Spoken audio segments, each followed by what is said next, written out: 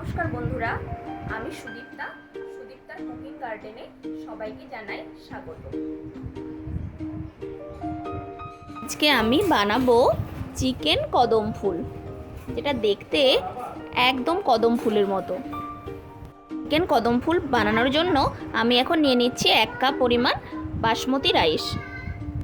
ভালো করে চটকে চটকে এটাকে ধুয়ে নিতে হবে। 2 থেকে 3 বার ভালো করে চটকে চালটাকে ধুয়ে নিতে হবে, তাহলে এটা খুব একটা সাদা রং চলে আসবে। আর এটাকে এখন একটা প্লেটের মধ্যে আমি ভালোভাবে মিলে দিচ্ছি, যেন জল একদমই না থাকে। এখন আমি ধনেপাতাটাকে ভালোভাবে কুচিয়ে নিচ্ছি। এখানে 2টো ধনেপাতা আমি নিয়েছি, এটাকে একদম ছিরি ছিরি করে কেটে নেব।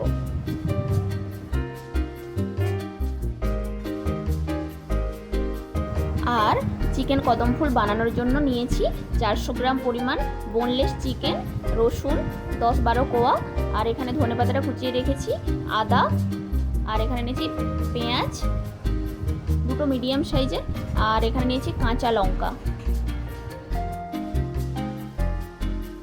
এখন এই সমস্ত কিছুকে আমি একসাথে পেস্ট একটা বানিয়ে নেব।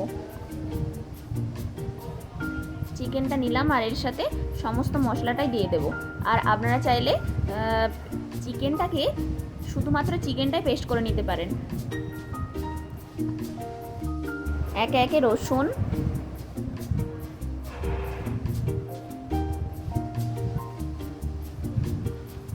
পেঁয়াজ, ধনেপাতা আর আদাটা দিয়ে দিলাম। কাঁচা লঙ্কাগুলো একসাথে পেস্ট করে নেব। আমি এইগুলো সমস্ত একসাথে পেস্ট করে নিয়েছি। আপনারা চাইলে পেঁয়াজ, ধনেপাতা এগুলো সব কুচিয়েও দিতে পারেন, আর রসুনটা তো পেস্ট করতেই হবে, কাঁচা লঙ্কাটাও কুচিয়ে দেওয়া যেতে পারে। আর এখন আমি দিয়ে দিচ্ছি গোলমরিচের গুঁড়ো, আর 1 চামচ পরিমাণ দিয়ে দিচ্ছি কর্নফ্লোর, আর এখন দিয়ে দিচ্ছি সয়া সস 1 টেবিল চামচ, আর লবণ দিলাম আমি স্বাদ মতো।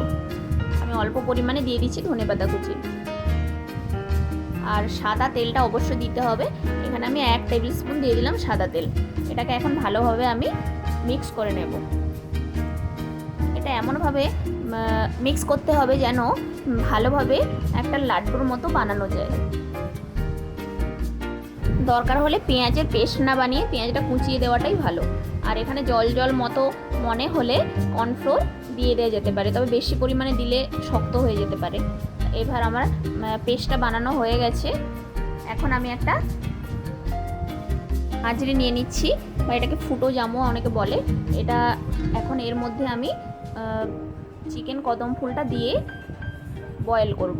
তো এইভাবে প্রথমে হাতে একটু তেল মাখিয়ে নিয়ে, সাদা তেল একটু হাতে মেখে নিয়ে, তারপরে বলের আকারে সমস্ত পেস্টটাকে আমি এইভাবে গড়িয়ে নেব, আর চালের মধ্যে এটাকে ভালোভাবে কোট করে নেব।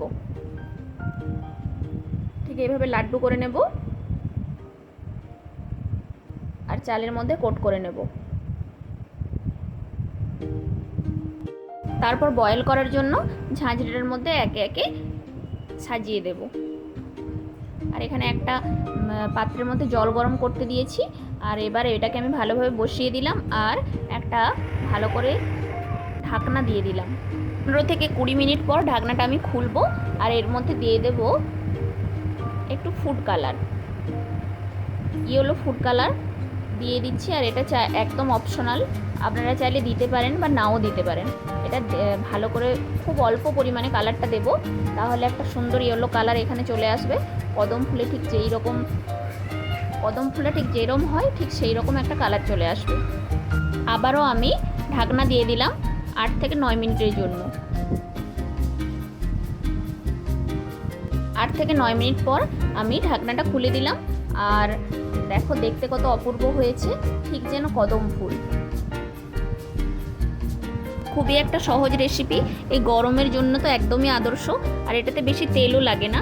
বাড়িতে অবশ্যই এটা একবার ট্রাই করুন, তাহলে বুঝতে পারবেন এটা কতটা টেস্টি। আর আমার এই রেসিপিটা যদি ভালো লেগে থাকে তো চ্যানেলটা অবশ্যই সাবস্ক্রাইব করে নেবেন, আর পাশে থাকা বেল আইকনটি প্রেস করে নেবেন। আর বাড়িতে রান্না করলে এটা কেমন হলো আমাকে অবশ্যই কমেন্ট করে জানাবেন। ধন্যবাদ।